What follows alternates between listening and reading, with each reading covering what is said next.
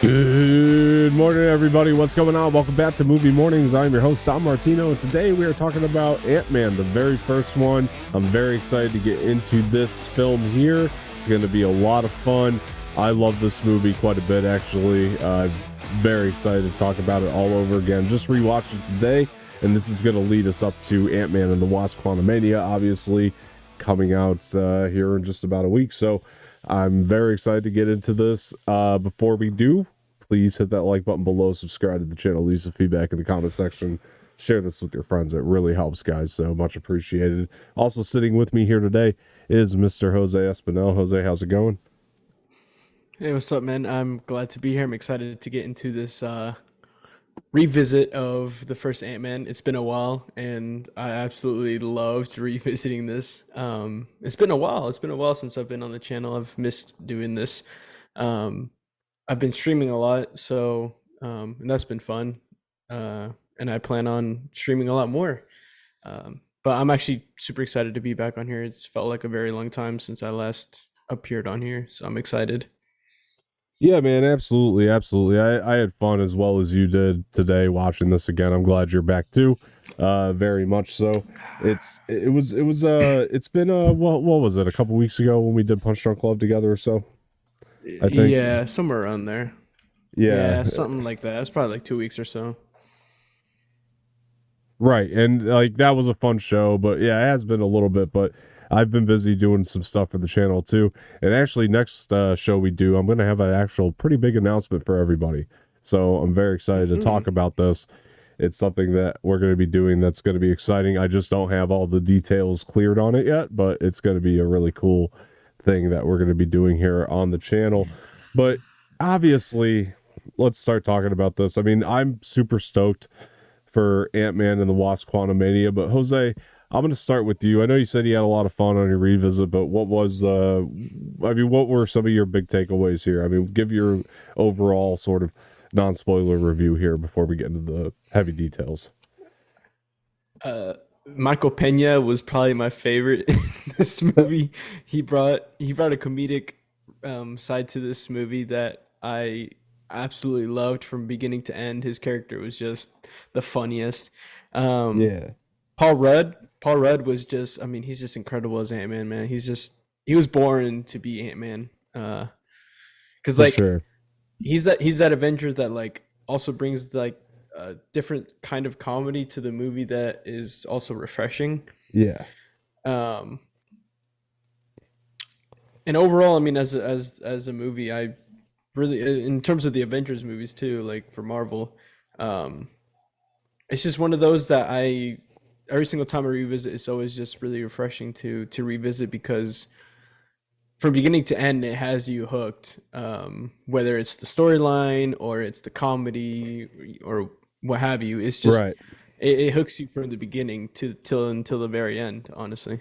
Yeah, I don't disagree with that at all, man. And I'll go ahead and just kind of give my thoughts here upon revisit because I love watching this movie a lot. I just think it's a blast to watch. That's what I love about it. There are definitely problems with Hmm. it, which I'll get into here in a minute, but overall, that's the thing about this movie is like even amongst the problems that it does have, it's still a lot of fun to watch. Like you said, Paul Rudd being a huge highlight here, he definitely makes the character what it is in a big way.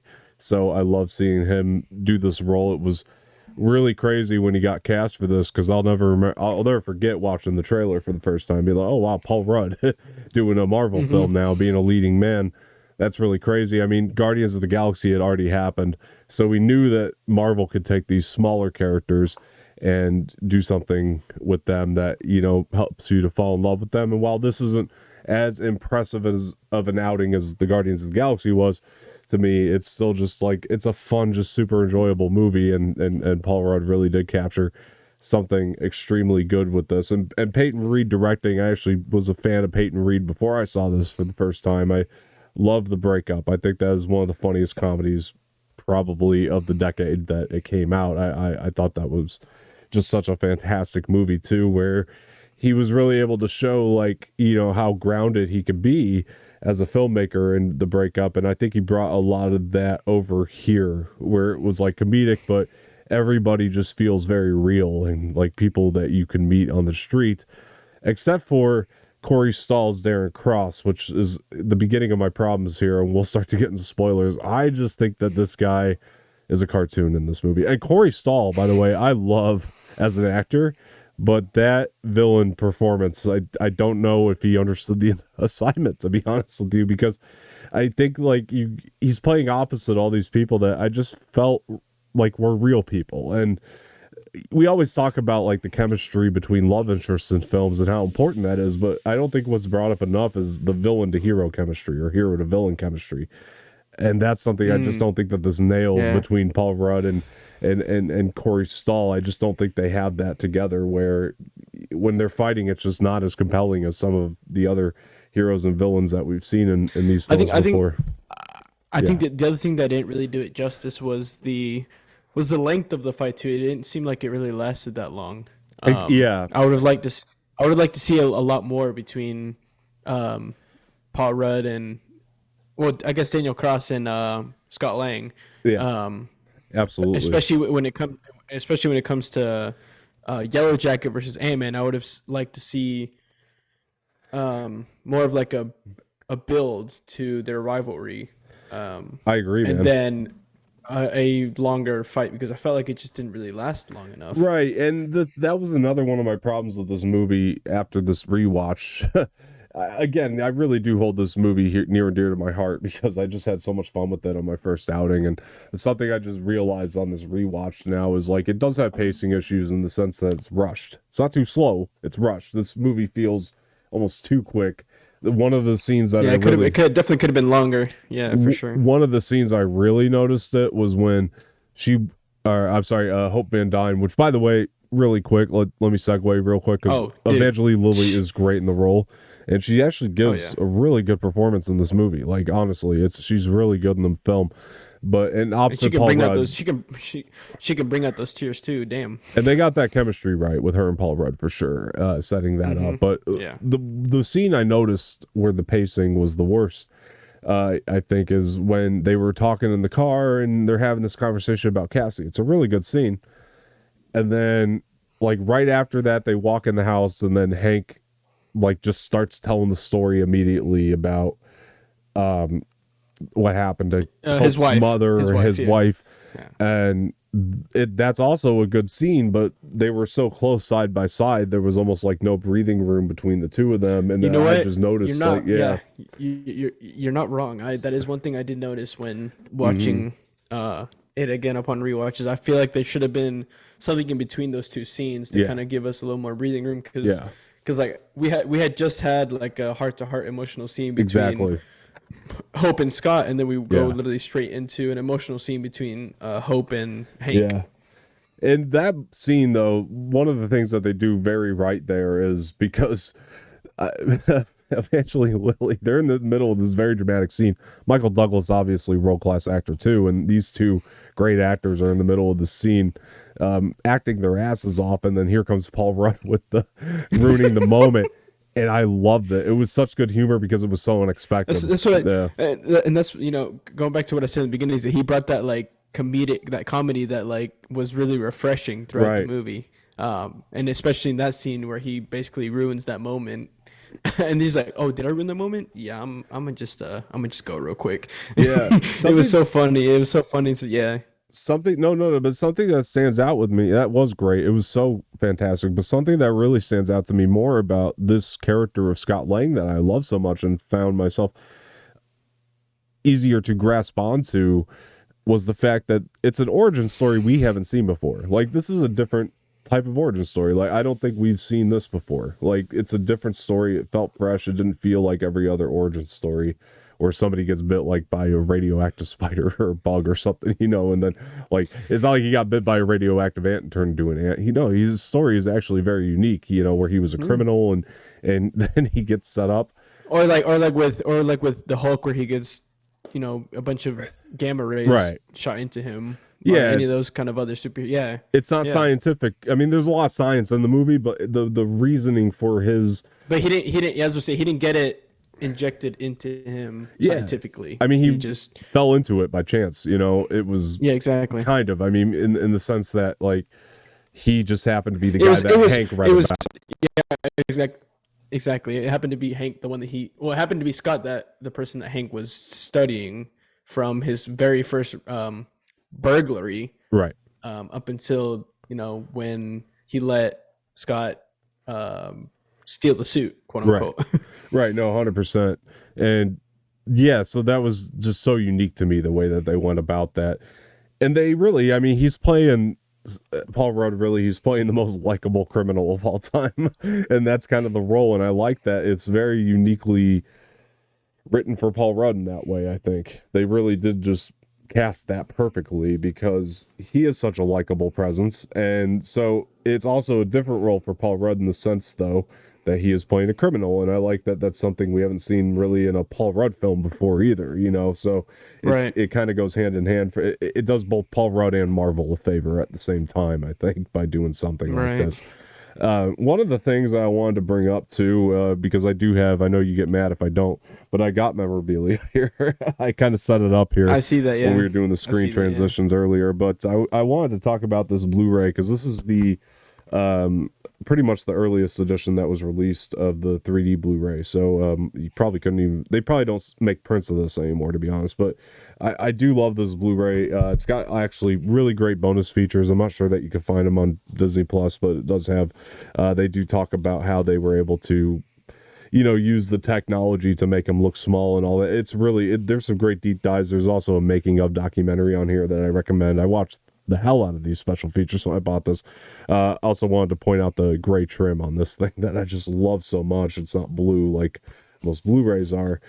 But anyway, I think this is a really great, best slipcover I've ever seen for the film. But It looks nice. the reason I bring this up mostly is because to flex. No, I'm kidding. But no, really, it's because I remember when I put this in that there was something very uniquely different about this film on home video than a lot of the other Marvel films, is that this came out initially in the IMAX aspect ratio. So they were really ahead of the game with that IMAX enhanced in home. And this is the first Marvel film to really do that. So I always thought that was really unique and awesome that they did that. And I like that it's there the whole time. But the reason I think it really benefited this film in particular is because that IMAX aspect ratio really enhances the perspective when you see Scott Lang smaller and kind of seeing things Right. bigger than he is. So I think that was a really smart choice for them to initially release it that way on home video when other movies weren't in the MCU. And so that was something I wanted to bring up that I just really respect about this film, where the IMAX was almost a part of the art of it. It was just doing that perspective of it. So I love that. The other thing is man, Peyton Reed just proved himself behind the camera here. Like, there are shots in here that are fantastic when you think about that, because there was the one scene where he's running across like the structure that was exploding toward the end, and I was like, oh my gosh. Oh, yeah. Peyton Reed's here in the big time sort of action role, and he's here to stay, I was gonna say the cinematography, like cinematically, like this movie, it's a very there's well scenes shot that are movie. just, yeah, like you were saying, that scene where Scott Lang, well, I guess Ant-Man, he was shrunk and he was running through that 3D sculpture of That's the that's the new one I was corporation. thinking of. Yeah. Yeah. And he was like jumping over the car, and the car was like flipping behind him, and all. Yeah, Yeah. like that was just so, for something so small. It was shot so beautifully. Like it was just such a beautifully shot movie, honestly. Yeah. Oh, speaking of Peyton Reed, I wanted to segue here really quick to talk about something I'm doing on the channel for the next 4 weeks, actually, because Peyton Reed directed 2 episodes of The Mandalorian. I'm doing all the live action Star Wars series so far on the channel. The first one will be out this week. I'm starting with Boba Fett. I'm going to Obi-Wan. Now I'm going to do the 2 seasons of Mandalorian to lead into Mandalorian Are you season doing 3. a So revisits? yeah, once a week. So I wanted to go ahead and throw Nice. that out there while we were on the topic of Peyton Reed. But yeah, anyway. And I'll be streaming all that time. Hell yeah. Hell yeah. Not watching Mandalorian, but no. I mean, I'm definitely gonna revisit Mandalorian before the 3rd season comes out for sure. But, yeah. I'll tell you, I actually had some new thoughts on Boba Fett watching it this time. I'm not saying I necessarily liked it more. I just had new thoughts, things that I definitely noticed, and are definitely going to nitpick Mm. it a little bit more. But speaking of nitpicks, the one thing I could say about this movie that is definitely a nitpick, but something that just kind of caught me off guard and I noticed in here was when he was fighting Falcon. It's a great scene, and honestly, I like that. It makes a lot of sense. Like if it was any other new hero, I would have questioned the fact that he was able to kick Falcon's ass, but because the shrinking tech caught him off guard, I thought it made a lot of sense. So I Yeah, like the true. way that was done. But my nitpick about this is he's, paging somebody talking about who Ant-Man is. Who's he paging? That's what I wanted to know. Well, It's a nitpick. yeah, and I was gonna say that maybe it was Captain America, Maybe, but but you don't hear him on the other end. no, but no, well, no, well, that's it. Yeah, no, I was gonna say Captain America first, but Right. then you hear him at the end when he's paging. He says, "Don't let Cap or don't whatever you do, Right. don't let Don't Captain let America Cap find know. or Yeah. don't let Cap find out exactly." So like, Which who was was a he funny paging? line, but Like, yeah. yeah, it was funny, but like, who was he paging? Then? Exactly. Like, if it wasn't Cap, then who? So we got to think because these events happened basically during Civil War. Yeah. So who the hell was he? Because Captain America was the only other person on his team. So who the hell was he paging? Was it Right. Hawkeye? Because I know Hawkeye was on his team as well. Yeah. So was it Hawkeye? Who knows? Yeah.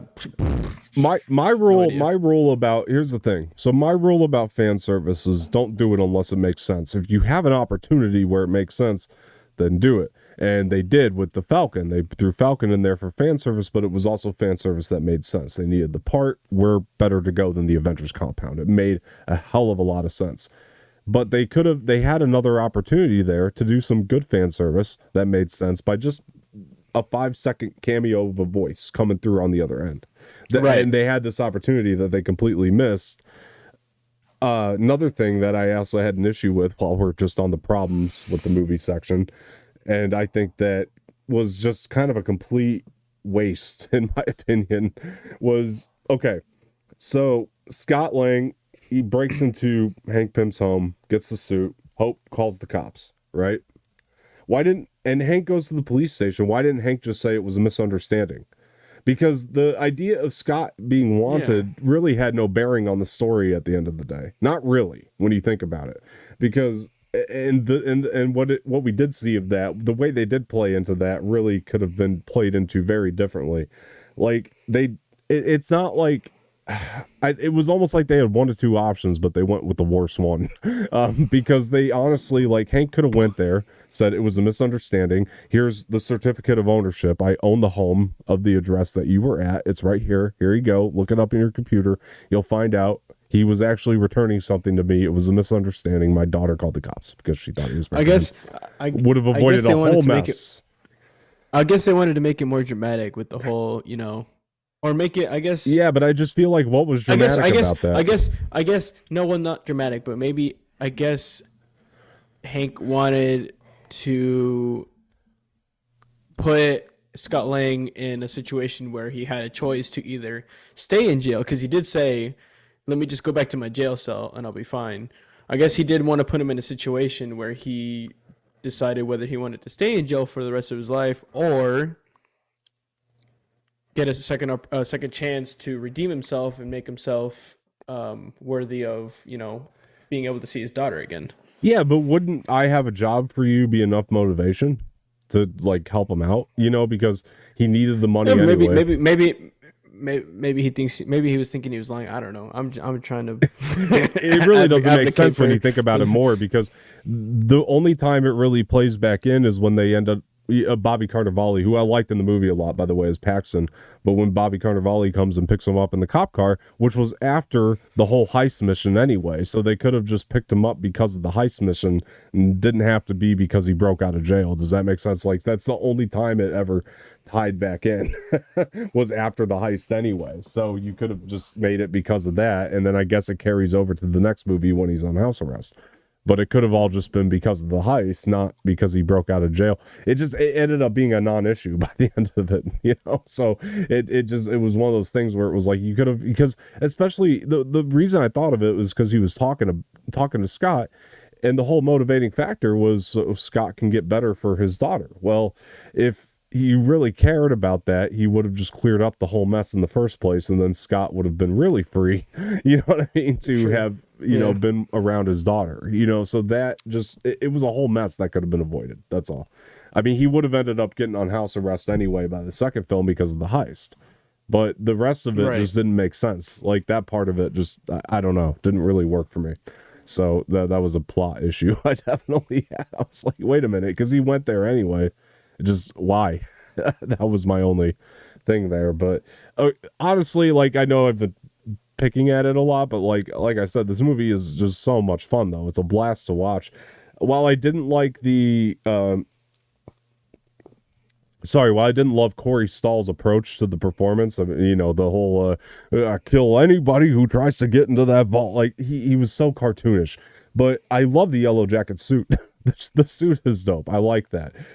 When you see him fighting Ant-Man. Oh yeah, dude, the the yellow jacket suit is Yeah. amazing. It's incredible. When you see him, fighting Ant-Man, when he's not busy flushing dudes down toilets, him fighting Ant-Man, it looks cool, like it's a cool look. I mean, with those two suits going up against each other. So I really enjoyed that. I thought that was it was a nice touch to really put a lot of work and design in the suit. And even though I didn't love the approach to the performance of him, one thing I would give this credit for over a lot of other MCU movies that we'd seen prior is they did a good job building up Yellow Jacket's history, Darren Cross's history with Hank Pym. They did a good job with that and you kind of understood the motivation by the end, which a lot of other Marvel villains before this had an issue with, you kind of trying to realize their clear motivations. And at least Yellow Jacket had Besides, that. with the exception of Thanos, of course. Right. Yeah. I mean, yeah, Thanos after this, they got better, and Killmonger after this, they started to get better. But before this, there were a handful of them. 100%, yeah, 100%, yeah. And so at least this had that. I like that the motivation for Yellow Jacket was clear, and you understood the history. And the beginning of this movie, they really do a good job setting up backstory for Hank Pym as well. Hank Pym, for most comic book readers, Hank Pym is Ant-Man. Like most people know Hank Pym is Ant-Man who are comic book readers, which I like this kind of take on this. I like that they went with this take for Hank Pym to kind of be the OG Ant-Man in a way, and just kind of building that history from the beginning for those comic book readers who don't primarily know Scott Lang as the Ant-Man. They did a really good job with that because they showed you. I love seeing Peggy Carter in here. Anytime you get Haley Atwell on the screen in an MCU movie, I'm a happy camper. So I love seeing her in the beginning, the older version. So that was cool. And I loved the whole conflict that was going on with Hank there in the beginning. I thought that really, really played and worked. And it's like he was building a technology I think really like nobody really understood. I think that was kind of the whole thing with that. And they really make you understand that, and they make you understand the dangers of the technology too, which I love. That was so cool, the way that they dove into all of that without feeling like you missed a beat. It wasn't this like overly done exposition. This movie has pacing problems, but not because of exposition. They didn't over explain this technology like to the point where like it's basically like Chinese to us. Like we didn't understand what he's talking about. They explained it to a point where we all understood what it was, how it worked, how he, like the dangers of it and all that other stuff. Like he never really explained like how he made it and stuff like that, which is fine. I don't really need that because that's getting into too much details. I probably wouldn't understand it. Maybe I would. I don't know, but. He didn't over-explain it to the point where we wouldn't understand what he was talking about, which I really appreciated.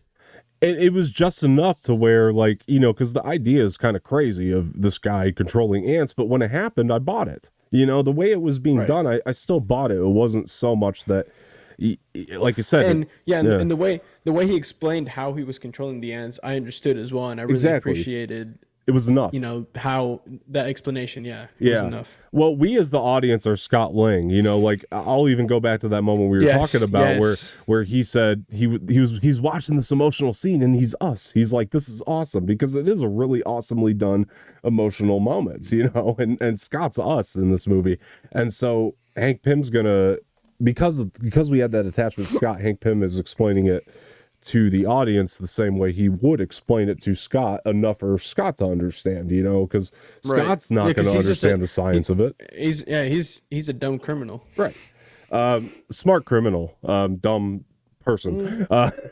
We saw him Right, do yeah, some no, pretty. smart criminal, dumb yeah. He would have hired him if he Yeah. was a dumb criminal completely. I mean, he knows how to get into places. That's made very clear. And That's what I meant. He's a smart criminal, dumb person. Yeah. His friends are dumb criminals. We'll talk about some of those guys though, because that's a good segue. Because I mean, these are great performers that they brought to these roles, and I still did buy them as Michael people. Pena, especially, man. Michael Pena is Honestly, honestly, Luis is iconic. Oh my gosh, at man. this point, Dude, he is. Oh man, he's my absolute favorite. The comedy that he brought to this show or this movie was absolutely my favorite. And these three together as a group, honestly, make me laugh so much. I absolutely love them. Like they are like the perfect trio of. It's like, it almost reminds me of the Three Stooges. it really is. Larry, Moe, and Curly. It really is. Honestly, it's like the newer version of the Three Stooges. It is. I love it. I love that too. You're right about that. I hadn't actually thought of that comparison, but it really is, where it's like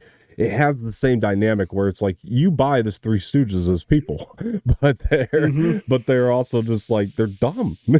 They're just real dumb people, realistically dumb people, and you buy that in this. I mean, obviously, except for the Russian guy, because he's actually really smart with hacking. Yeah, I mean, obviously, yeah, that's true, but he's obviously got a lot of yeah. He's more like he's probably like the Curly, if anything, because he's kind of the fish out of water feeling. You know what I mean? He's got smarts, but he feels like the fish out of water, and he's following two people that are dumber than him, so that makes him dumb within itself.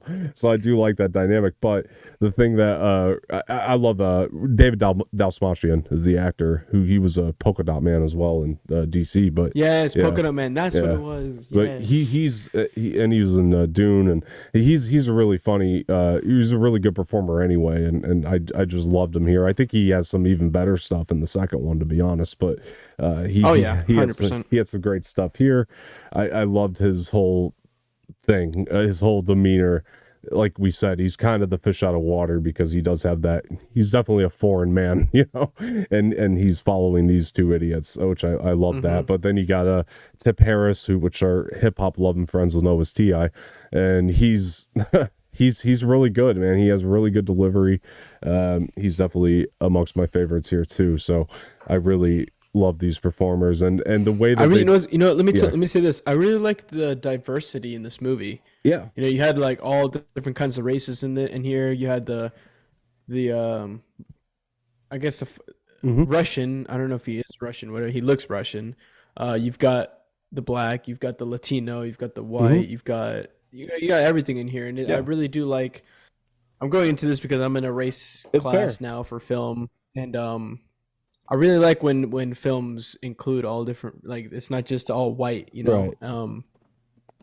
And it was really refreshing to see all the different, and it's something I'm noticing a lot more now rewatching movies and shows, is the inclusion of all the races and the equality in film. I really, really enjoyed that. Yeah, no, for sure, dude. And the other thing is, like, gosh, I hate the environment we're in today, where just tons of people would just say that this is just Disney being woke and stuff for including these people. But it was something I was thinking about when I was watching this movie because of that. And it was honestly just like, wow, I mean, like, Marvel really was ahead of the game in representation, because I don't feel like in 2015 we were seeing a ton of it yet.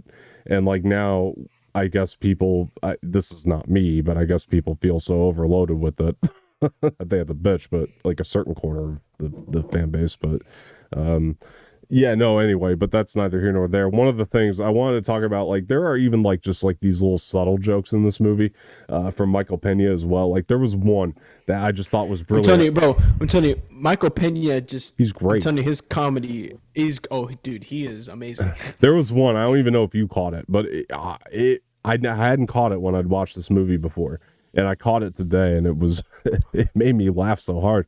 It was so, they're breaking into Hank's vault, right? And he's got Luis on the other end. Scott has Luis on the other end of the communication device. So he's talking to Luis, and Luis is like, so what are you doing? and then Scott's like explaining to him all this stuff that he's doing, right? And then like the second he gets done explaining it, you hear Luis, "What are you doing now?" Like the second he gave him like no time. Like, I do remember that. I do remember it was that. a subtle I'm telling you, little thing, but it was brilliant. Yeah. That it just comes back. It comes back to the Three Stooges of it all, because like they always just say stuff. They say the same question like every 2 seconds or so. It's that Three Stooges comedy just being reused, Yeah. but also being very refreshing, because we don't really see that much Right. nowadays. Like the older comedy you don't really see nowadays in shows and movies, but it's always refreshing and Yeah. cool to see, being reused, because you don't really see it that much anymore. For sure. I agree, man. I don't want to like bitch about it too much, but I didn't really. It was fine. I just didn't find the score in this movie to be like that outstanding as it usually is in these Marvel movies. I wanted to throw that out there. I was gonna say, like, watching this movie again, I like the score was definitely the one of the lower things in this movie. Like it was just kind of just like it played. I was gonna say, it's just one of those things that was just there. It wasn't one of those things that really like stuck to me in my head. Right. Why am I frozen? Yeah, you're back. You're back.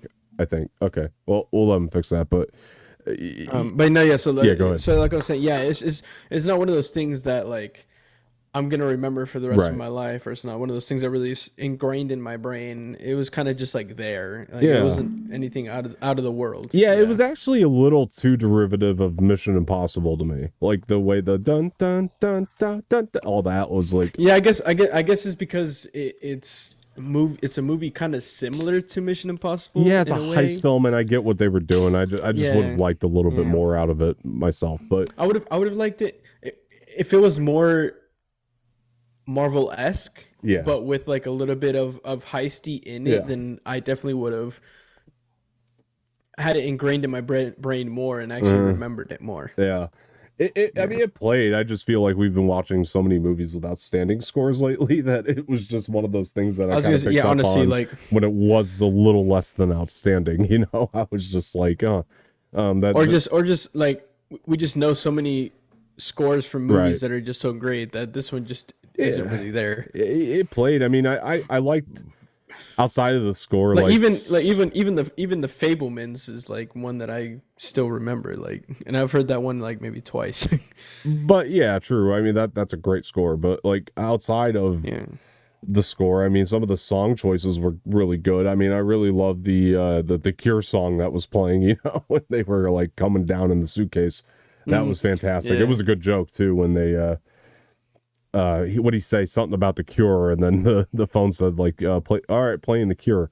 That was a really good gag, and the song choice really worked for the moment. It wasn't the Cure. It said, I'm gonna see. I think he said something about like I'm gonna disintegrate you or something like that, and then it said playing Disintegrate by blah blah blah. Disintegrate by the Cure. Yeah, that's right. That's right. Yeah. That's what it was. That's what it was. Disintegrate by the Cure. Yeah, the Cure. Yeah, I like that little. I like that a lot. That was It was a funny gag. That was a really. It was a really funny gag, yeah. And the song actually complemented the battle that was happening. That's why I really liked that. So, like, the soundtrack outside the score was pretty complimentary to the movie. You were mentioning, too, because, I mean, we could start talking about some of the things that it's setting up for Quantumania. One of the things, I mean, it sets up the quantum realm pretty early on here, which obviously played on later with Endgame and all that. But, like, it's going to play a big part in Quantumania, obviously. Oh. Well, yeah, because I mean, the whole thing basically is going to be set in the quantum realm. Yeah, I'm gonna guess that probably about how long is this movie? It's like 2 hours. I think it comes right under 2 hours. It's not that long. Like it felt really quick. No, I'm talking about so Quantumania, probably the longest one, 220 maybe. It's gonna be 2 hours and 5 minutes. Oh, okay, so not that long either. But I do like that. Because Ant-Man and the Wasp. How long was the second movie? Probably about the same. Probably about 2 hours. Okay, it was an hour and 58. Yeah. So either way. So like I feel like maybe the first 20 minutes is gonna be on Earth, and then the rest of it's gonna be set in the quantum realm, which I'm really excited to see because I've been wanting ever since. Not only Ant-Man, but also since Loki, I've been wanting a movie set solely Yeah. in the quantum realm. Yeah. And now that we're finally getting it, I'm super excited. I think it's going to be incredible. The cinematography is going to be beautiful. It's going to be great. I think so. Well, I like that this, Yeah. it's set up here because it's going to make the trilogy, the Ant-Man trilogy, so to speak. I mean, it's going to make that feel just all that much more cohesive. It's like when you watch John Watts' Spider-Mans, you watch those first two, it's like they're really good movies, but then when you see No Way Home and then you tie it all back together, it's like, oh wow, they were setting up those little things in Spider-Man, Ant-Man 3 is definitely going to do that for the it's other going two, to do for the sure. same Yeah. thing, that the Spider-Man trilogy Yeah. did. I think when you realize like, oh, John Watts had that the whole time, and it's like I feel like Peyton Reed's been planning this the whole time, where he's wanted to kind of lead into this bigger realm, for Yeah, sure. I feel the same way about Guardians with James Gunn and his trilogy. I feel like he's going to do the same with Guardians 3. Oh yeah, for sure. Yeah, I agree with you. Although I think the first two Guardians have just been awesome. They're just going to be hard movies to top to me, but I bet he will. Yeah. But I bet he will. Either way, I mean, this is his last Marvel movie, so it's got to be like he's got to go out with a bang, it's right? got he's 100%, and I think he will. Oh yeah, for sure. I think we're gonna get some really good MCU films this year for sure. Between I think Quantumania and Guardians. I think I'm gonna cry in that movie. That's for sure. Hell yeah, dude! It looks hella emotional. This one, I mean, if it made him cry, it's gonna make me cry. That's all I'm gonna say. the other thing that was so important to set up early on though here was the relationship between Scott and Cassie. Because that's gonna play major into Quantumania. So Yeah, I was not only that, but the relationship between Scott and Hope as Yeah. well, because it from the trailer seems like that's gonna be oh yeah, pretty key too. for sure. More important, it's gonna be the relationship between Scott and his daughter is gonna be a lot bigger, but I feel like there's gonna be some Yeah. stuff too between Scott and his girlfriend now. Yeah, well, Hope. I think they're both going to be real good conduits for these real big, like, Yeah. sort of emotional beats that this movie's going to hit Yeah. because both of these relationships are so strong. They're so good, and I was paying attention to, like, especially with Cassie, because now this is one of the big driving forces of Quantumania is the fact that he missed 5 years of Cassie's life. So that's gonna, that's one of the big driving Which forces. I was gonna say, which to him felt like what 5 was it like 5 minutes? I think Yeah, it felt like to him. yeah, Yeah. and And the other thing too is I feel like it's gonna really open up too, and they're gonna explore a lot too, is the relationship between Hope and Cassie as well, because Cassie really looks at Hope like more like a mother now. Right, You know what right. I mean, Well, we'll get more into that in Ant-Man and the Wasp in the second one. because they Yeah, definitely like the exactly. last time Yeah. even Hope saw Cassie, she was a little girl, so Right, that's yeah. going to be a big play here. So that's going to be really fantastic, I think. So yeah, they have to set up Oh man, just talking about this just makes me Yeah. even more excited for the third one, man. Dude, I know. IMAX. This in IMAX is about to be gonna be so something. good. Oof, it's going to be something. dude. And Oh, I can't wait. yeah, me either, because we've had these first two Look, movies they're that gonna are so cohesive. they're gonna start this new phase off with a big bang. I think so. And especially considering it's going to be the introduction of Kang, not the introduction, but the real first movie that Kang's going to be in anyway. The introduction Which to the I film can't wait to- universe. Yeah. Jonathan Majors as Yeah. Kang. Oof, Yeah. I honestly, I can't wait to see the chemistry between Jonathan Majors and Scott Lang, because I know that's gonna be a really big. Yeah. They're gonna have a lot of screen time together, and I honestly can't wait. That's gonna Yeah. be Same, dude. And I never would have thought.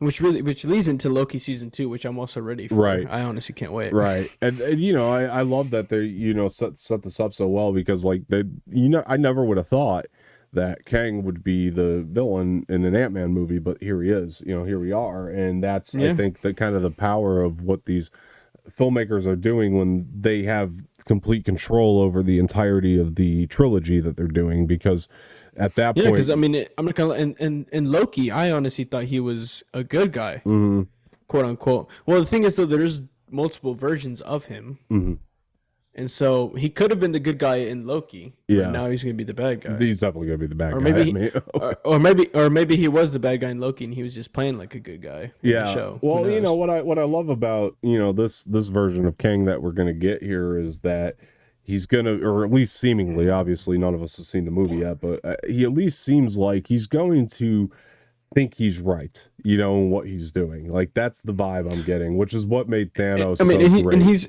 he's always going to think that because he's Yeah, the one who controls everything the technically. conqueror. I mean, Yeah, he's the conqueror. He controls everything. He's yeah, taken.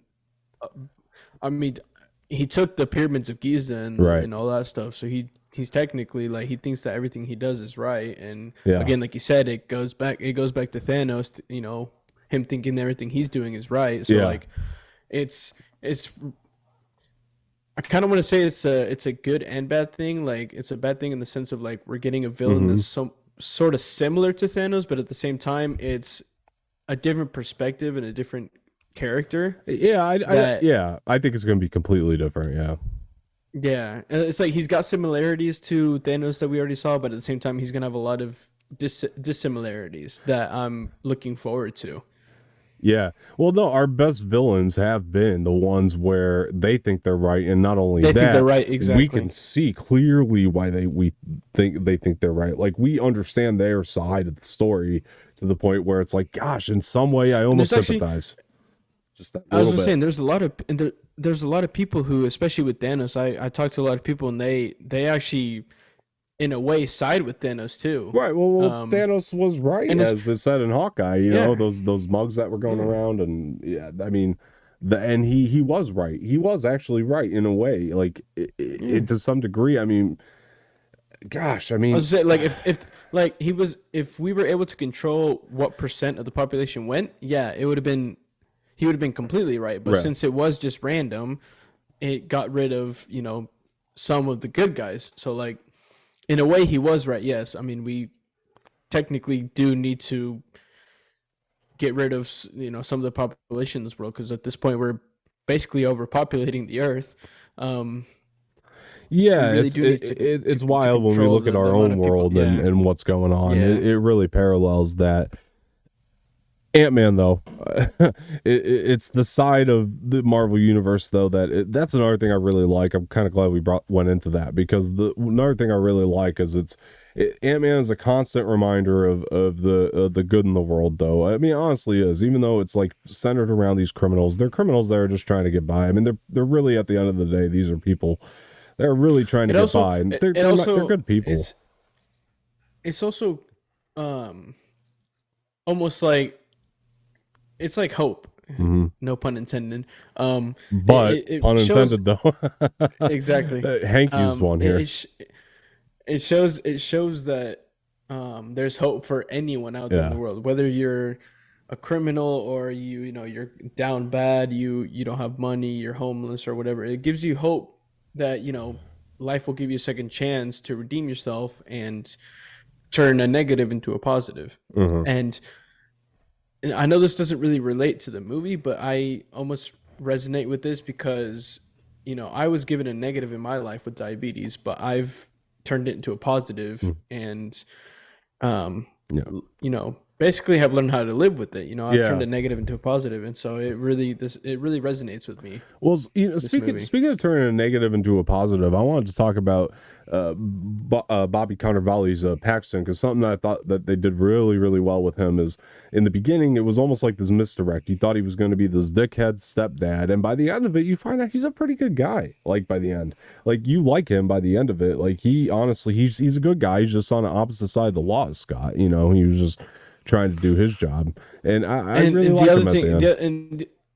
the other thing too is that it's not technically him; it's the particles that are Right. messing with his No, brain. no, I'm So not talking about Darren he Cross. technically I'm talking about Bobby, or Paxton. Bobby. Yeah, yeah, Scott's ex-wife's husband.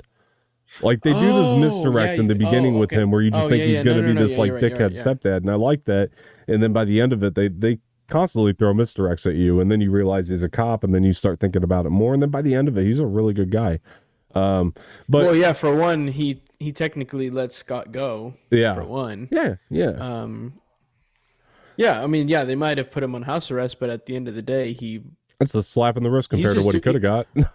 I was about to say he's doing his job for one, Yeah. but at the same time, you find out at the end that he's actually giving him the best case scenario Mhm. that he could get, Yeah. which is basically just house arrest. Yeah, Yeah. and I like that understanding that they have. I actually thought and it I was feel like yeah, and in a way, it's I guess it they make him seem like you say they make him seem like a dickhead. I They feel do like in the at first he beginning. was, but well, I feel like it's not that they make him seem like a. I feel like he is in the beginning, but then as he understands what Scott was actually doing and what he Yeah. did, he grew to like Scott Mm-hmm. and see him as a friend Yeah. Yeah. and try and help him in the best way that he possibly can. Yeah, he needed to realize, Scott's side of it, and I think at the same way Scott had to realize that he loves Cassie. Paxton does love his daughter, and he's given her a good And life. That was another part of it too, which I by liked. the end of it is like they understand each other and the Yeah. situations that they've been and how they both love Hmm. Cassie and they Hmm. both want the Yeah, best for Cassie. and that's all it And was. Scott definitely realized that as soon as Paxton came Yeah, in and said, "Look, stay behind me," he was literally sacrificing yeah, himself for Cassie. yeah. That's when he understood that Mm-hmm. he would do whatever he could for 100%. Cassie. And that's when Yeah, they both understood each other and saw that they both love yeah, Cassie and want the best for her. And that's when they yeah. became friends, really good friends. I thought it Yeah, was one of the strongest points in the movie for sure. 100%. To the thing you were saying about Darren, because I did want to get into that too. Yeah, I think Darren was probably a good guy. You kind of feel bad for him a little bit because of, it was like Hank selected him because he reminded him of Hank, but he didn't realize how that would become a problem. You know what I mean? Like, relationships, you don't date somebody who's just like you for good reason. You know what I mean? Like think about that.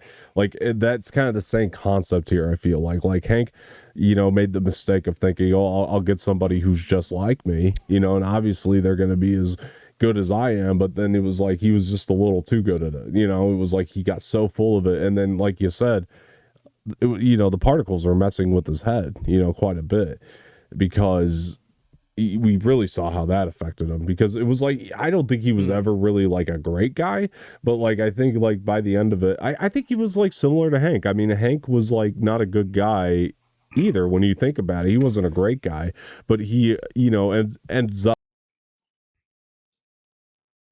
Oh, Oh, sorry, am I muted? no, you're good now. Am I back? Okay, sorry about that, folks. Yeah. So I think it's like Hank's a lot like Tony Stark in that way, where it's like Tony Stark was this kind of, arrogant, conceited, full of himself guy, realized what he did wrong and realized the damage that his own product caused, and ended up doing the right thing because of it. And that's Hank Pym. And Darren is on that level. Darren's like the Tony Stark that never really came back and did the right thing. You know what I mean? Right. That's kind of how I look at Darren in this movie. He's just Tony Stark if Tony Stark went the other way, or Hank Pym if Hank Pym just went the other way. Right. You know what I mean? Went the Right. wrong way, went down the wrong path by the end of the day. So that was really interesting. And Yeah. Hank Pym definitely went the other way because of what happened to his wife. Exactly. That's a fact. It took Yeah. that event. Like when you think about it, it's like if that didn't happen, I mean, he's going to be the. Yeah, I was gonna He say would have if been that Darren. if that exactly if that event didn't happen, then he would definitely be the Darren of this movie. But Exactly. because that event happened, he decided he became the Tony Stark of Ant-Man. Yeah, and I definitely I think there were comic runs that definitely explored that and stuff too. What would Oh, have happened. 100%. Yeah. And so that's obviously just something that I like that they kind of keep in the back of your mind while watching this movie a little bit, is that sort of concept of that. And one of the things that I really loved about this movie when it came to the quantum realm, I remember the first time I saw this movie and they started exploring the quantum realm. And I remember thinking to myself before I'd even seen this movie, like, you think about like the smallest dust particle that you've ever seen, and then think about something smaller than that, I used to think about that shit all the time before I saw this movie. I used to think like, something that small would have to be almost in a different dimension or realm at that point, because it is just that small. I love that idea. And the quantum realm looks great here, by the way. Like, it looks fantastic the way that they showed it. I was gonna say, in the quantum realm just gets better and better as the movies go on. Yeah, that feels 100%. like more of a threat than the villain in this movie, the way they introduced Honestly, it, and to your point too about thinking about like the smallest dust particle you've Right. ever seen, and then like Something smaller than make that it even. smaller. Yeah. Like, yeah, I mean, look, atoms, the smallest the smallest thing ever. I mean,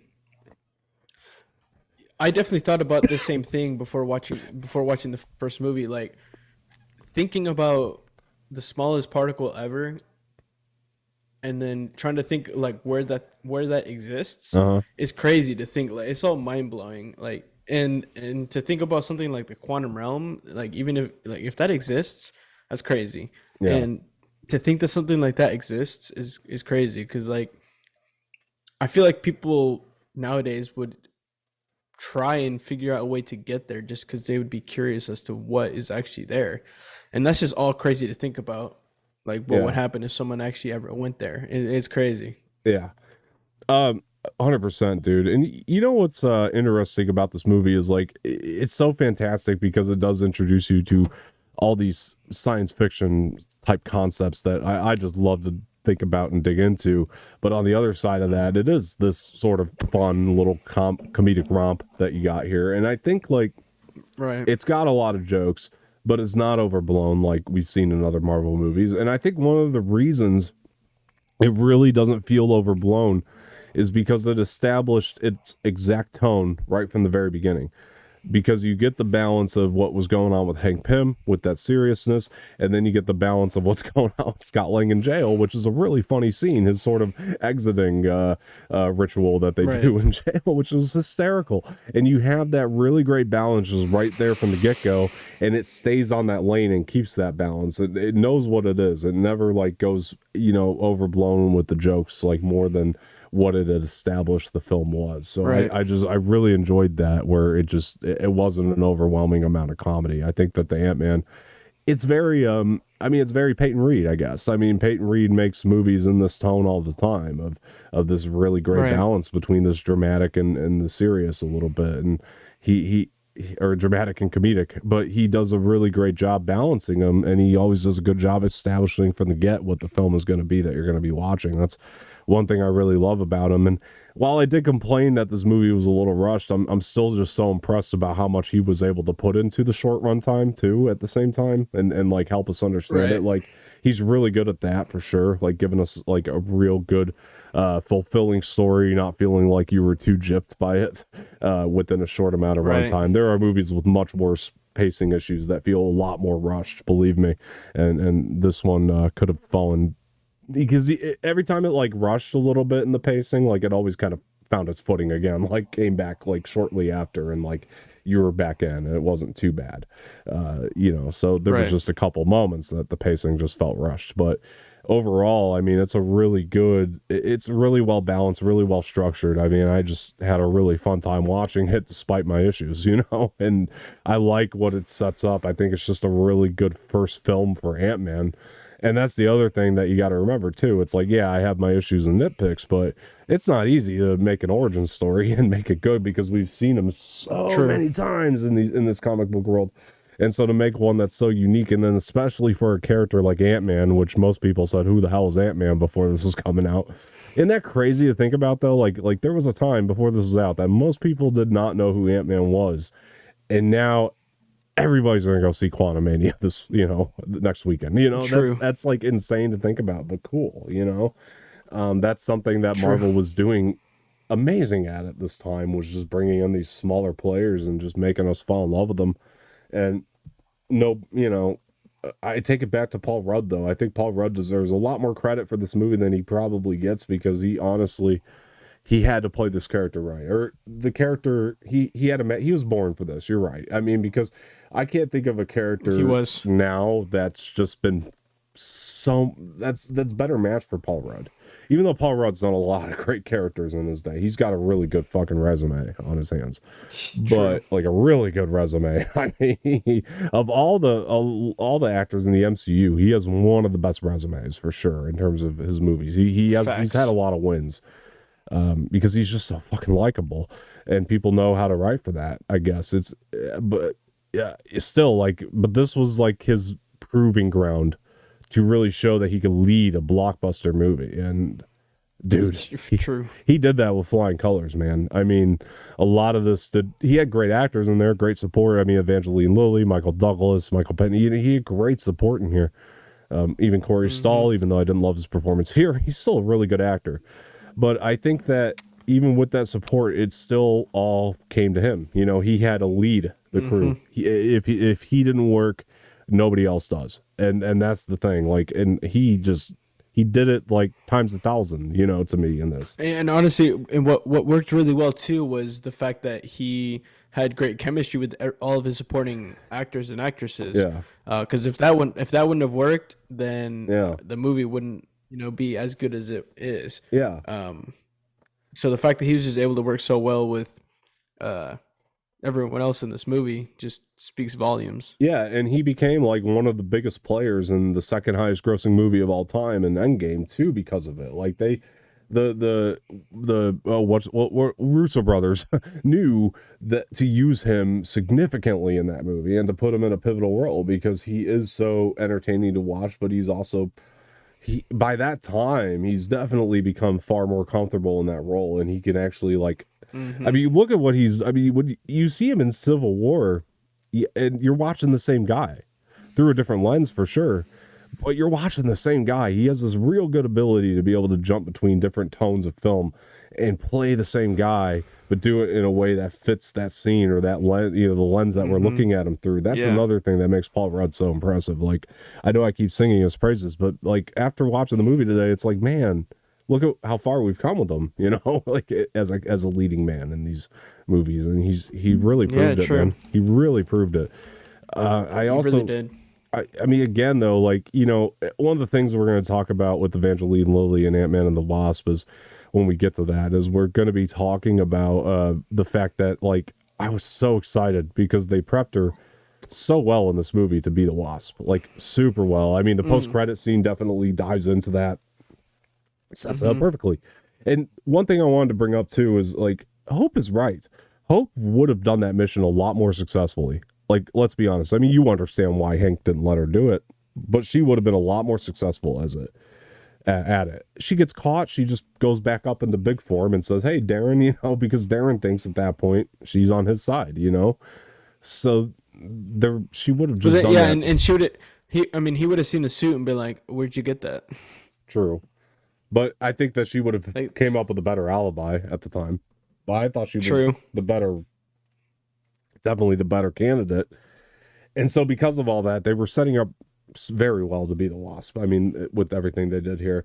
And like, we'll get into it, like I said, when we watch the movie, but I'm so disappointed by like how wasted she ended up being. I felt like in Ant-Man and the Wasp because they really set it up so well. So I'm hoping Quantumania gives her a lot more to do as the Wasp, personally. That's one thing I wanted to bring up here and I bring it up because of everything that happened in this movie, but we'll get to that later.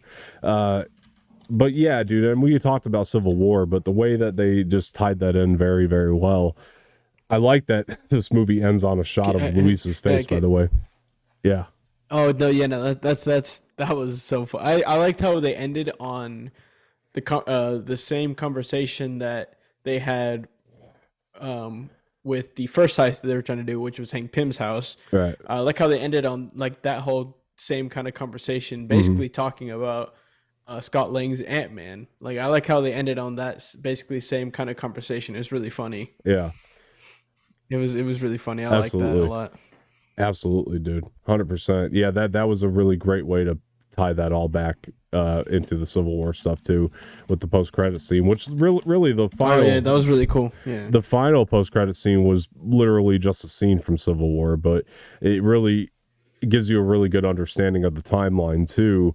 This is one of the things that go ahead. I don't think it was exactly the same as the scene from Civil War. It's exactly the scene.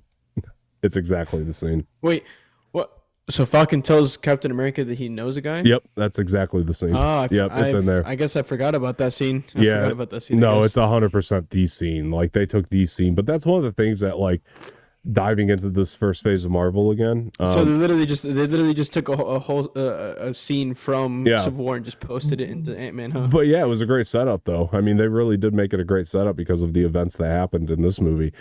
I one of the things that I love though because of that is like diving back into phase 1, or not phase 1. I'm sorry, this is more like phase 3, I think, at this point. But diving into phase 3 of Marvel, phase 2. I think Ant-Man ended phase 2.